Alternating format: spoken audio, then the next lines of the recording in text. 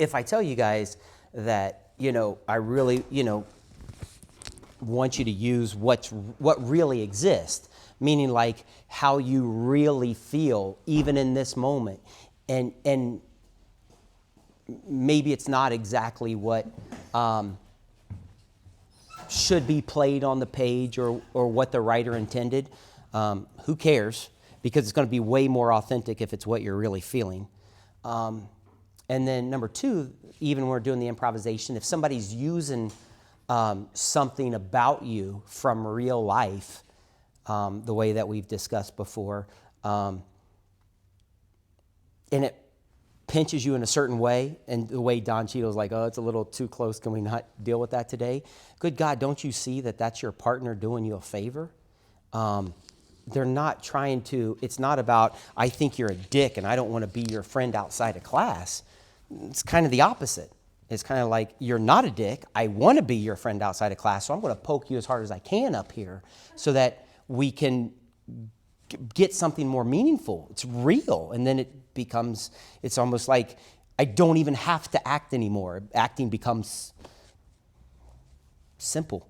And then the other thing too, I haven't talked about this for a while, but matter of fact, Carmen, when we were doing the play, it's just one of the things that I talked to him about and he's like, I love that. I'm stealing that forever.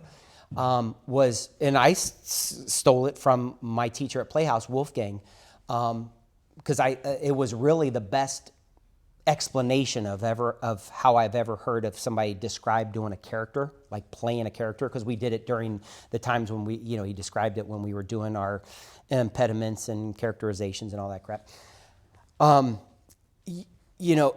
It's why also too that I hate when you guys talk about your character on the page as if it's not you when you're describing he and she on the page, because the longer you stay outside of it, you'll never get inside of it. And your job is not to always be removed from that person on the page, that character on the page. He described it as this, is that here's me and here's the character, okay? And my job is to get as close to the character as possible. But your job is not actually to get all the way there. Your job is to get about as close as you possibly can and then lasso the rest of it to bring it to you. So it's almost as if nobody else could play that character. Because if you just bring yourself over to here, somebody else can play it. But if you get it to here and then you bring it to you, nobody else can play it. And that's, I'll reiterate that I haven't talked about for a while, which is that when Hugh Jackman was first cast as Wolverine for the X-Men, people lost their the fanboys, I shouldn't say people lost their fucking minds that this song and dance man from Australia, who they never heard of, was going to be playing Wolverine. And one, he didn't look like Wolverine, right? He was 6 foot tall, Wolverine's 5 foot tall. He's this skinny song and dance man. Wolverine's a big, like, hulking of he's 5 foot tall, 350 pounds, whatever, this machine. And then he gets cast as it. The movie comes out. He's now played Wolverine in how many movies? 8, 12, 15, I don't know, 173 movies. And then they want to recast it now because he's not going to play it anymore. People are losing their fucking minds. How are you going to possibly cast somebody else?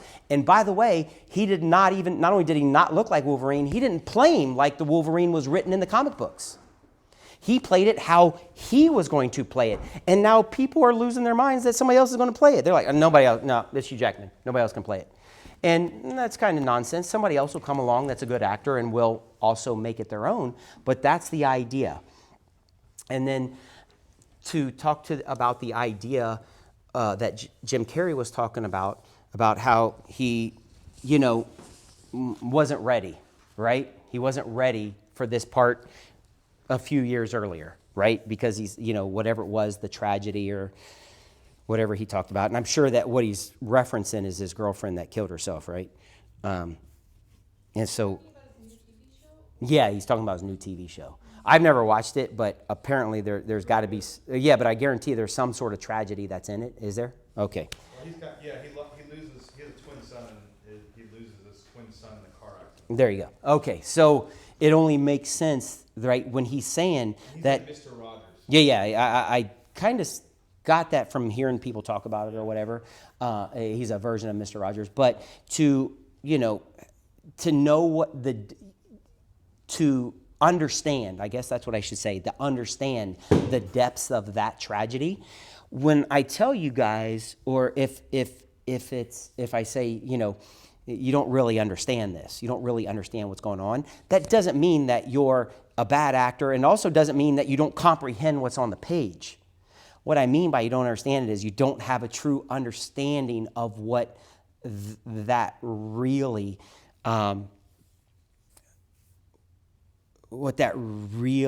would hit you. I'm not saying that particular suicide or whatever, but you just don't have an understanding of what the depths of where you can go are. And that doesn't mean that you can't even play it. That doesn't mean you can't play it. Your imagination, I think, is the most powerful tool that you have. And so you can play things that are outside of your understanding. When I say you don't really understand this, that doesn't mean that you can't play it. It just means, I promise you, they're not going to give you an award for it. You just don't really understand it. And one day you will. The more life experience that you have, and look, at that point that he says this, he's been nominated for an Academy Award twice and says, I couldn't play that 4 years ago. Mm-hmm. So here's somebody who is a pretty good actor, has made a career of acting, has at one time been the biggest star in the world, saying, 4 years ago, if this Mr. Rogers character would have come to me, I couldn't have played it. I didn't really understand it. And here you are sitting in an acting class at 22 years old that you think you can go up and act Arthur Miller. I'm not telling you don't go do it. That's not what I'm saying. And you give it your best. But I promise you, doing this scene in class that you're doing, and then you remain an actor and you continue to get better at your craft and you get more life experience and everything like that, and then you go play it 10 years from now, you'll go, holy shit, I thought I knew what I was doing. And that's all it is. It doesn't mean that you need to go, oh, I don't understand this, so I'm going to not do it. No, it's class and everything like that. But definitely try these things. But, I was talking to Ricky just yesterday. She's playing for some other thing. She's playing a girl that's mentally disabled. And the boy that she's dating in the thing is also mentally disabled. And, I'm helping her with it and everything. But what did I last say to you before we got in my car and left? What was the last thing that I said? You probably don't even remember because you only listen to me 75% of the time. I said, I'm glad I'm not playing that. Because I don't really know that I could understand that. I don't know. I mean, I could make a stab at it, but I don't know that I really understand what it's like to be mentally disabled. I don't. And here's the thing.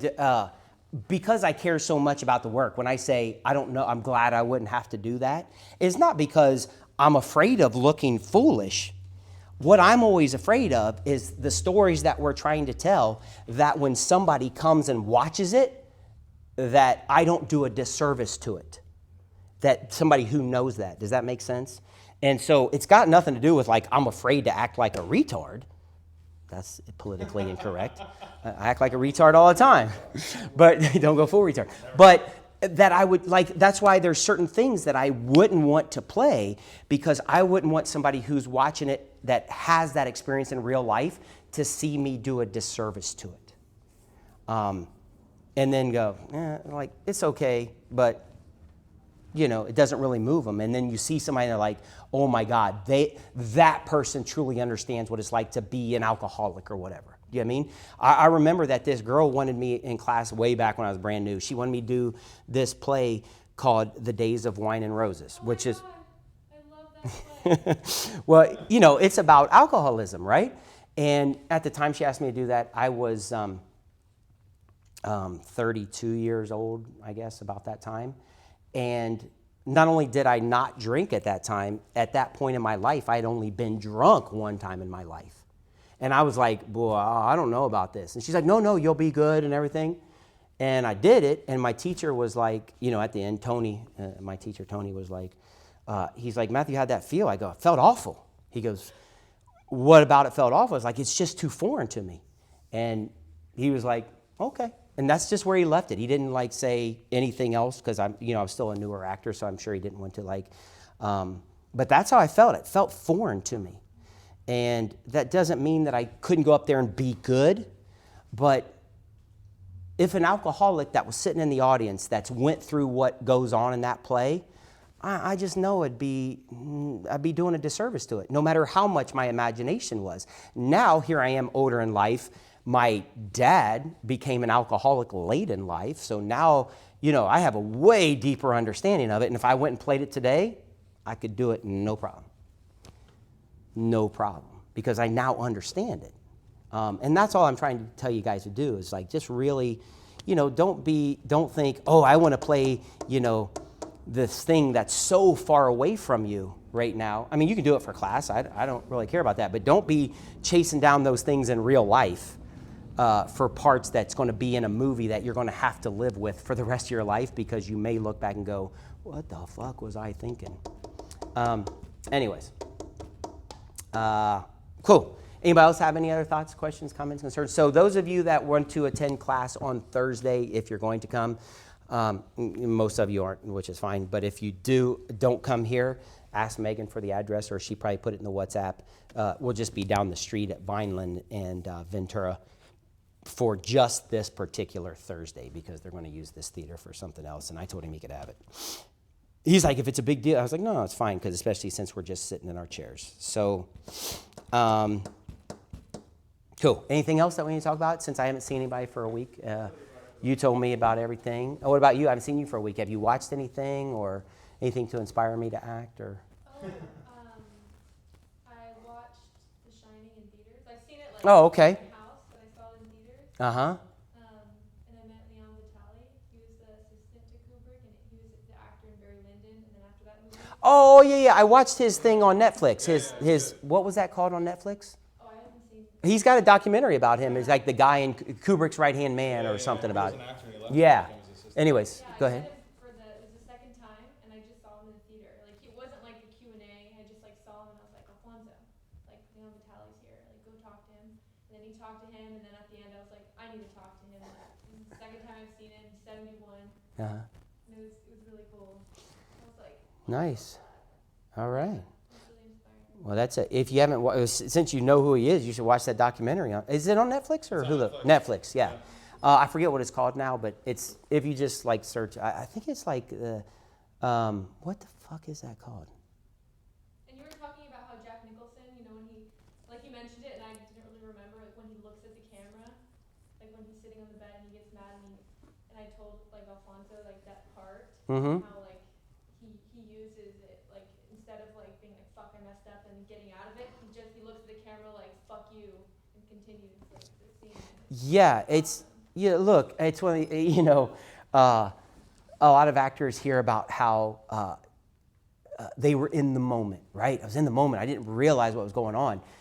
Those moments are few and far between unless you're delusional or have some sort of mental, I don't want to say disability, but you have a mental problem. Leonardo says, go watch his roundtable from years ago. He went around and asked all the big actors, whoever was there, De Niro and whoever, and he's like, look, I'm lucky if one time a movie that I get lost in it where I forgot the camera was there.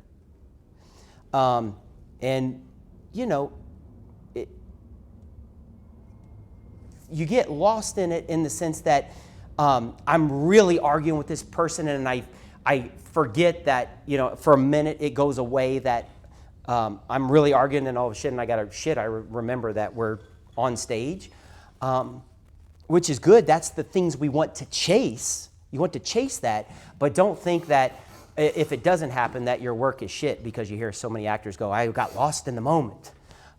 It's good, but I can't ever remember a time that I was acting that I forgot I was acting. What do you Um, think about like character development? Like when you see a movie, do you have to see like the hero, or like in this case, like when I saw it again, I saw Wendy as like a very actually strong character, even though her personality stays the same, like how she talks, she's always crying and upset, but like towards the end when she confronts Jack and says, mhm. like, I need to take Danny to see a doctor, we're leaving, and I thought that was like really powerful of her. Okay. Instead of like seeing her as like the same character, like her actions Oh, okay. make a change, but not herself. Like internally, there's no. Okay, but what was the very? I guess what I'm missing is the first part of your question when you said, "Do you have to?" Journey.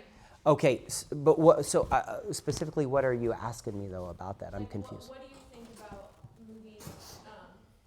Like just in general, like Kubrick. Okay. He doesn't do the whole hero's journey. Film worker. It's called film worker. Film worker. Okay, that's the name of the documentary. Film worker. I don't. Well, that's just more more or less right. That's the hero's journey. It tends to be right. That's the way Joseph Campbell, right? That comes from Joseph Campbell, and it's really just more of a I don't want to say a tool, but it's a device, right, for script writing or writing in general, right, whether it be books or screenplays or whatever. And then, Or you like both? You don't mind like working on pieces? me personally, I don't care. I mean, like if it's a character that well, I will tell you that I shouldn't say if it's a character I like. I'll do my best. I'll do my best to play the part that I'm hired to play, if I do it. But I don't really, I mean, I'm not the lead in movies. I'm never going to be the star of the movie. So I don't really, I don't concern myself if my character doesn't change or whatever. I don't concern myself with that. And I don't know, especially in movies, now Jack Nicholson, right? He probably only takes a part if he can change from beginning to end, right? Because he's the lead. That's the way once people become, the people who can get films made and be the leads in films, maybe that's what their concern is. But that may be why you take a part. But when you're actually playing it and you're playing the scenes out and, like we do here, you're going to go, if something doesn't happen in a scene, right, it won't be in the movie. Meaning, like, if something is not, like, how do I say this? In some plays, you can have stuff in the play that doesn't necessarily advance the story because it's dialogue driven, but you can know in a movie if something doesn't happen within a scene that advances the story along, is not going to be there because they have a finite amount of time to do stuff. So I'll always act my best, and I'll try to always do a scene where I do, I don't know if I could say to even change from beginning to the end of the scene, because that may not be my role in the movie. But in the end, everything that is in movies is out of your hand in the end. Meaning, like, you could do the best performance of your life. You could be the lead in the movie, a la Adrian Brody in The Thin Red Line, and be cut out of the thing completely. So it's always out of your hands at the end. So to start to think in terms of that, you can do that when you're doing your work, right? When you get the part and you got your script and you're like, I'm going to, this is how I'm going to change and this everything like that. Unless you're, maybe Julia Roberts can have some say in the final edit, or you're the biggest of the big, might have some say in the final editing room. But in general, I would just not worry about that as far as my arc and all that stuff, because in filmmaking, I don't know that it's not in your hands. It's just not. So let's just use her for example, Shelley Duvall, in that. So you said in the beginning, even though she's stronger at the end, but she really doesn't have an arc. Is that what you're trying to say, or she's still kind of? Well, she goes from like with the abusive husband Mhm. to leaving him at the end, but her like tone and facial is kind of she doesn't change as a maybe she approach it like because she's forced to leave when threatening to kill her and the child. Okay, so so we know that Jack Nicholson is the lead in that film, right? The movie is essentially about him losing his mind.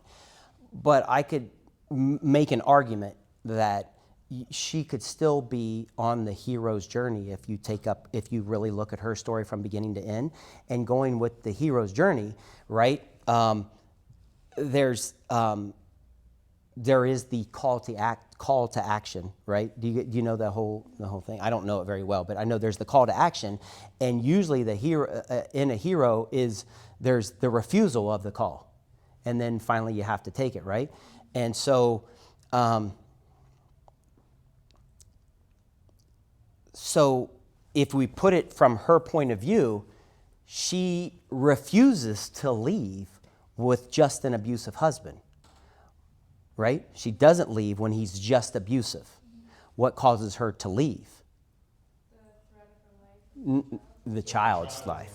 The child's life. So she does refuse the call at first, but then she has to take it up because her life isn't as important to her as her child's life is. Are we talking right, Rob? Yeah.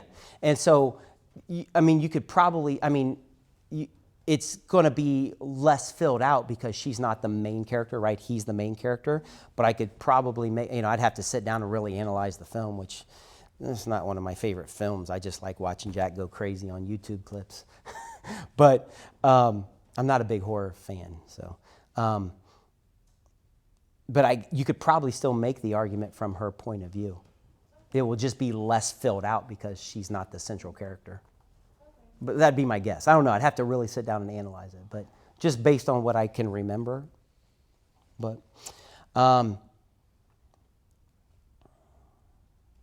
yeah. Okay. Anybody else? I watched Wonderland. Oh, okay. What do you think about that? I couldn't remember the reason why you guys started. So I lived there. The reason I started talking about it was because, the people in there who are playing a character, they have to play the scenes differently based on who's telling the story. So at the end, when he is like, this is what happened. Well, every one of them, right? If the movie starts out with the one guy coming in, Dylan McDermott talking, he has his version of the story. He's talking about how, this guy John came in, I didn't even know I kind of knew who he was, but whatever. And then you have, what's his name, tell the story from his point of view. John. John Holmes. And then at the end, right, we have then we just have like an overall point of view about what maybe happened, what didn't, right? Yeah. But it's basically, you've created this character, but you have to play the scenes differently. Yeah.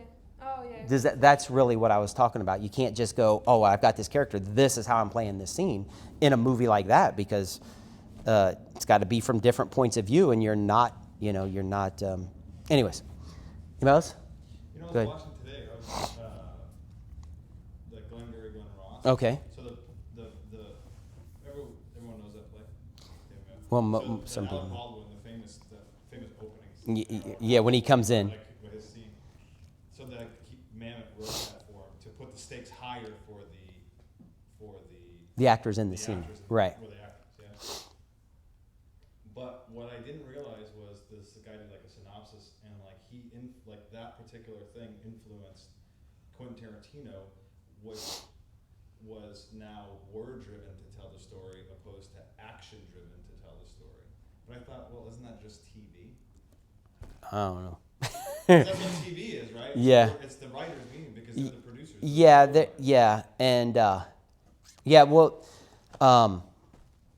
I think that, on television, especially network television, right, is definitely driven by the writers. If you're a genius, because I went back and I started watching Deadwood again. If you're David Milch or you're some guy that can really, it's really a wordsmith and crafts like language like nobody else. That's one thing. I know most writers fancy themselves to be something of that, but to me, I think great writing is like a great song, right? It's the less you say and the more that I interpret to make it feel something to me. Like great songwriting is universal for most people to interpret however way it means to probably you. has nothing to do with why the songwriter actually wrote it, but that's irrelevant, right? It's how the person feels by listening to the song. I think that's the same thing with like a great film. Like if you like Game of Thrones before it got the thing, because there was so much dead space, not dead, but like there was so much going on in between the words. Like Mad Men would do that and stuff. Like Mm-hmm. they let it breathe, that you come to your own, Well, interpretation. yeah. Well, I with the thing that I played just. Wait a minute. Were you here once I was playing the thing, or did you? No. Okay.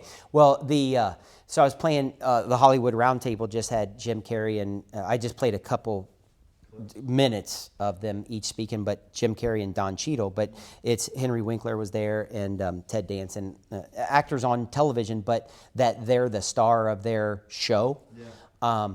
Or a star. I guess Henry Winkler is not the star of his show, but a star of the show. But the way that those guys are talking is because it's their show, they are way more collaborative with the writers.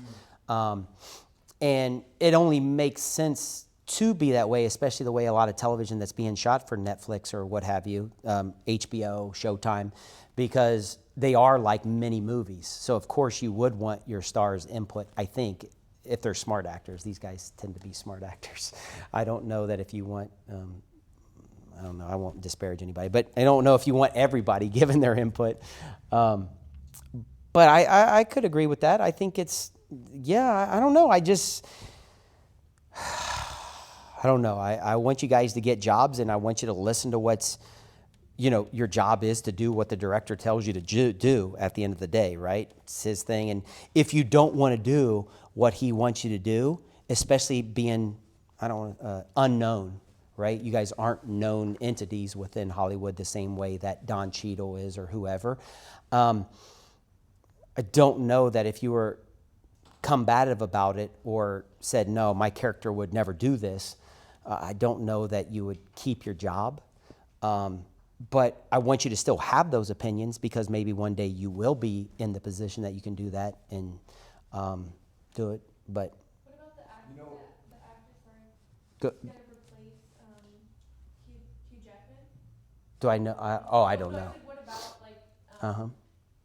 before Hugh Jackman, he like made a new character like that wasn't like the comic, Mm-hmm. as you say. I don't know, I didn't read the comic. Everyone loved it. It's really good. And now they're gonna have a new person. Mm-hmm. What do you say to that actor who wants to portray Wolverine similar to Hugh Jackman because that was such a success? Would you say do your own thing and try to really find that own thing with that actor, or would you try to? My recommendation would be find your own thing. That'd be my recommendation. That'd be my recommendation. And if you're trying, if it feels right to you to do it, like if you're the actor and it feels right to me to I have a very similar sensibility as Hugh Jackman, so I'm going to, here's how I'm going to do my audition for the role, and it turns out that it's very similar to his, I'm probably not going to get the part, but it would be the way that I want to play it. If I go in and try to play it that way, all you're going to be doing is kind of an impersonation. It's just going to be an idea. It's just going to be an idea. This is how I think Hugh does it, so I'm going to try to do that based on trying to get the part or whatever. It's so funny you say that. I just watched, they had a Broadway revival of Glengarry Glen Ross. Mm-hmm. And Pacino was in it, but instead of him playing Roma, he plays someone else. I think he plays Levine. Okay. Which is terrible casting. Yeah. It's terrible casting. You're married to that one version. Well, anyways, go ahead. It's not married. And you're married to that one version. If it's done perfect. Anyways, Bobby Cavella's in it and Pacino's in it. Uh-huh. I watched them do it, and I watched Bobby Cavelli essentially try to do. He said in same inflection, same everything that Pacino did in the movie. And I'm like, why do I need to go see this when I've already seen the better version? And the other guy that plays Moss, which is Ed Harris, he played Bunny in Platoon. He's always kind of a smart guy. I think he's in Scrubs anyways. He played well.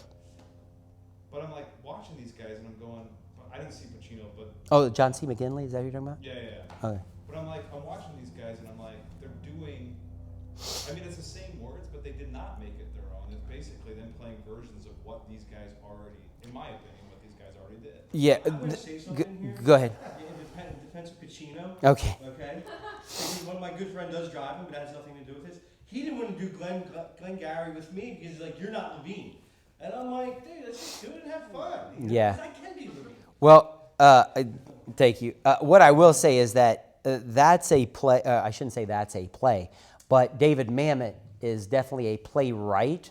That it's going to be a lot harder to do what you want to do, bringing yourself to it. When it's not only is it written in a very specific way, but he's a writer that demands that you do it his way. So it's going to be a lot harder to step out of here's what I'm going to than it would be if it was a feature film that's just never been done before.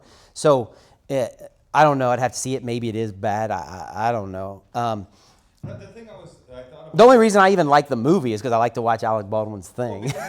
but the movie, the whole entire cast, in my opinion, it's a masterpiece. Yeah. I watched that thing. I probably watched it 40 or 50 times.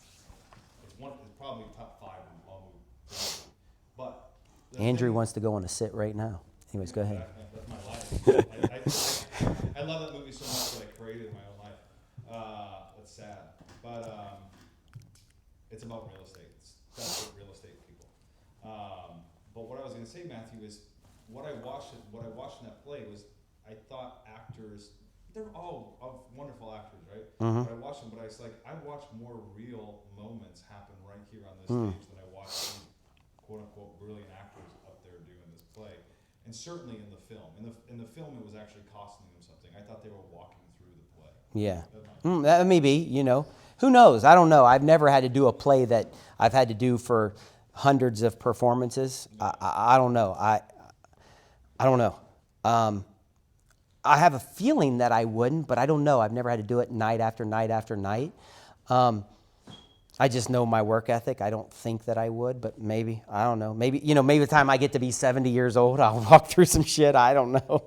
I don't know. But that's a play or David Mamet is a writer that he's so specific with his words, and that not only are they so specific, but you have to say them that way. It's probably hard to own something that we've actually seen owned on film. Yeah, it's, that's what Jeff Daniels, when he was very adamant that, He didn't want to do Gregory Peck. right. And so, it's even rewritten. It's not To Kill a Mockingbird by Harper Lee. It's To Kill a Mockingbird by Aaron Sorkin. And it's not all the same. And, he's probably like, why it's been done. I'm not going to do it unless I can do something different. And so I don't know that, these guys, the younger people's Bobby Cannavale and John C. McGinley, they may have said okay to doing it just so they could go act with an Al Pacino or to do a Mamet play on Broadway. They could probably have went, I have no fucking desire to do that play that I know that I can't bring justice to, but here's my opportunity to act with this guy and see how he works behind this. You never know why these people take these parts. Lawrence Fishburne and the Mule, right? Lawrence Fishburne, like we talked about that. I was like, Lawrence, to me, I was surprised that they didn't have just, I don't want to say a no-name, but basically a character actor playing that part. Because Lawrence Fishburne has literally nothing to do in that film. Literally nothing. And I told him, I was like, I bet the reason he signed on to it was because this may be Clint Eastwood's last movie and he needs this chance to act with Clint, to be directed by Clint Eastwood. Because I was like, I wouldn't sign on to do that. I mean, I would, but if I was Lawrence Fishburne, I wouldn't sign on to do. Your thing when you do. He improvised that, and he just I love it. I knew that was you. Yeah. And I'm gonna tell you this: even his name in the credits is lead special agent. Yeah, right. It doesn't even, like when they asked me when I kept the salt rifle guy because the other guys who were on set were complaining about being called Mexican 1, Mexican 2, and they asked me, "Do you want to change your name?" Because from the salt rifle guy, and I thought, well, my name's never being said in the movie, so I'm the only guy with an assault rifle in the whole movie, and I'm just gonna stick with assault rifle guy when the credits roll. And, and my name is still above, Bradley Cooper, Lawrence Fishburne, but I noticed that when me and Matt went to go watch it at Warner Brothers, his name was lead special agent. And just like I was a assault rifle guy. Yeah. And back to the directing thing, I was just gonna make one comment. Yeah, go ahead. Mr. Eastwood, what I noticed when we were on set, there was a guy who came up and was like, hey, I wanna play I wanna do this here in the role, and he started to go and ask basically, you know, what he thought, and Mr. Eastwood just stopped him and said, I picked you for a reason. You know, I want you to do whatever you know, I hired you because I feel like you know what to do with your job, it's your job, I want you to do what you. You know, I want you to bring what you bring to it, and if I have to adjust anything, it'll probably just be for, you know, for camera angles. Oh, nice. That's cool. Yeah, and so Some directors are just gonna. that's right. Some directors are going to be, you know what I mean? Like, Sidney Pollack was very much that way. Sidney Pollack said, you know, if I cast it right, 85% of my job's done. All I got to do is know where to put the camera because you'll know what to do with your job. And then you get like a Michael Bay who thinks you're just a prop and he's really more about the effects or the action or the shot than he is about your performance per se, as long as it's real, you know, real enough for Transformers or whatever. And then he'll say, no, you got to say your line on this mark right here. And then you do that. Having said that, right, we know that Lawrence Fishburne signed on to do basically a no-name part so he could act, you know, so he could be directed by Clint Eastwood. I'll bet all the money I have, which is not a lot, that you're not going to catch Lawrence Fishburne signing on to a Michael Bay movie to play a no-name part. Right. I think he had less scenes than me. I think he did, and so it's you won't you got to figure your way out. But I know we digressed from what your original question was, but no, I would say make it your own. I would say make it your own. I would not say try to do what somebody else did. And I mean, look. The tone, like the tone is always this. Maybe really make it your own. Like even if the tone or the intonation of how it's written is a certain way. Like don't feel. If that's the way you see it, like you're like, if you hire me, this is how I want to play it. I'll say always do your auditions or your reads or your screen test. Always do them the way that you want to play it. Okay. Like take that risk. Yeah. You know, it's just a shift in the paradigm, right? When you go in, a lot of, especially newer actors, are very much, I don't want to do anything that's going to cost me from getting the job. Yeah, you want to Right? like Right? But here's the thing. You can't lose a job you don't have. So, yeah, well, let me just switch this. So it's just a paradigm shift. Instead of going, I don't want to do something that's going to cost me this job, that in parentheses I'll put that I don't have. Instead, looking at it as, I'm going to do this that may win me this job that I don't have. And really, a lot of younger actors are afraid to do, like, not afraid like I'm going to, right? It's this thing that, and it's really those people who take that risk that end up getting cast. I don't know how many times I've heard directors, time and time again, especially now that you have YouTube, that you can hear them go, we had never even seen the part played this way, and then walks actor X and did this thing that we had no idea of, and then they're in the movie. I mean, here's the thing, like, some of you guys are too young, and not too young that you haven't seen the movie, but you may not be as well versed with what had landed before. But the reason, he's never really like made a bunch of videos about this, but I've heard the rumor, is that the reason that the Joker is not in Batman Begins has nothing to do with that he wanted to build up to put the Joker in the second movie. It was because if we did that, there were too many actors that would have shied away from it, because I'm not following Jack Nicholson playing the Joker. You're fucking out of your mind. And then when the movie came out and they saw the tone of what the movie was down Christopher Nolan's Batman, then some more people were. And then look at this. By the way, those of you that are too young might not remember, people were like, what? You're casting this 10 Things I Hate About You Kid for the fucking Joker? Man, I didn't want to interrupt you when she was talking about it. Well, wait a second though. He had a reputation. No, but I'm talking about, No, yeah. but I'm like, just like pointing towards those darker things, because I'm a big fan of his work. He actually did a movie called fucking Candy, where he plays this very, very fucking ugly thing. So like when he got it to me, Yeah. I mean, if you're not a fan of his work and you're looking at his mainstream shit, I can understand that. That's what, well, here's the thing. That's why Christopher Nolan is not dumb, by the way. He's not an idiot. He wouldn't have cast him if he was unable to do the part.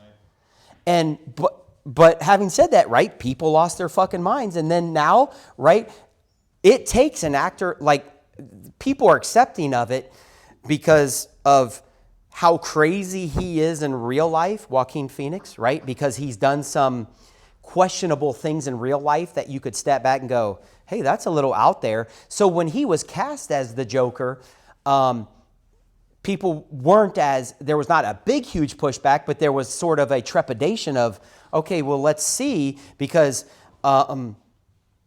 you know, some of the people that have had their hands in the Joker movie, the new Joker movie that's going to be coming out, meaning like the guy who directed the Suicide Squad or whatever, like these people, no, isn't it Goyer? Did Goyer direct that? David S. Goyer? Anyways, but so there's some people who have their hand in it, so there's that trepidation about it.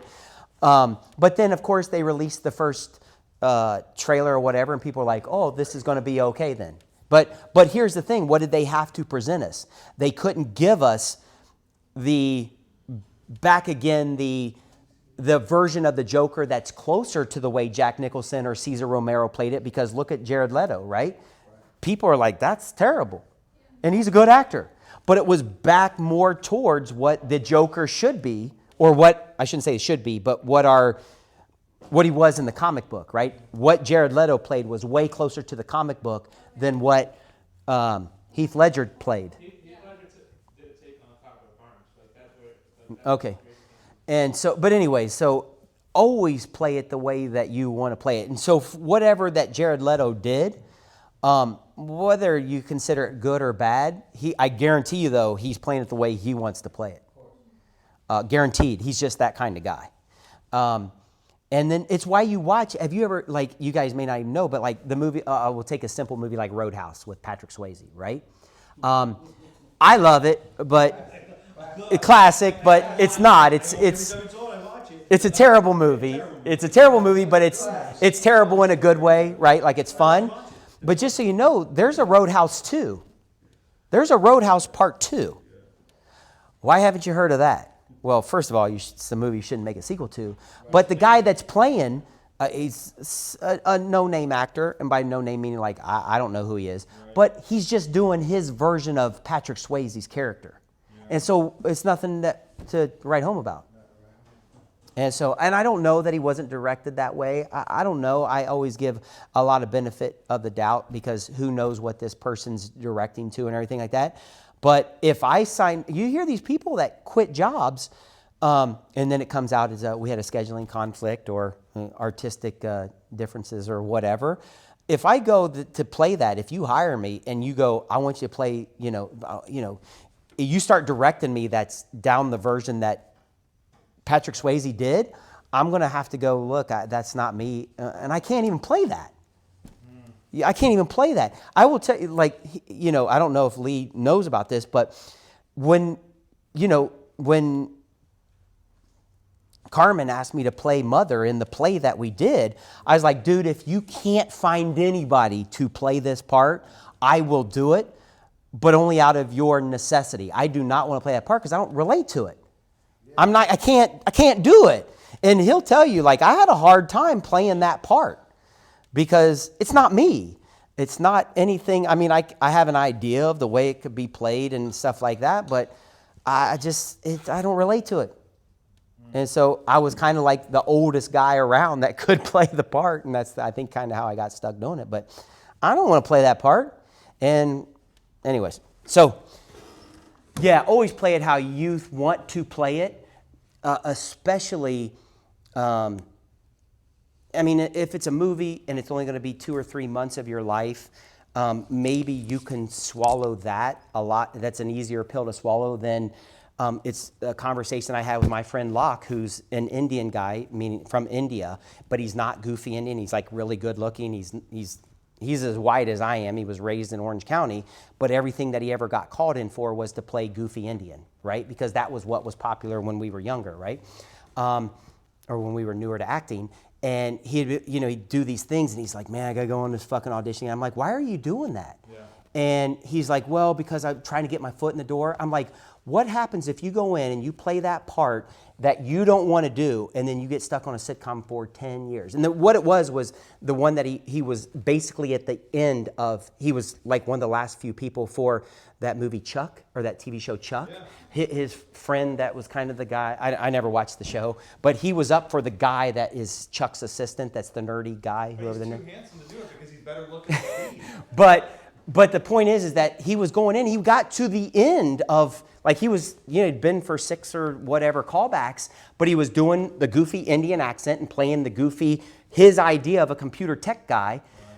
And I'm like, are you going to have fun playing that? And he's like, no. He's like, every time he got a callback, he was like, why do they fucking keep calling me back? I was like, just quit going back. Just tell them you don't want to do it.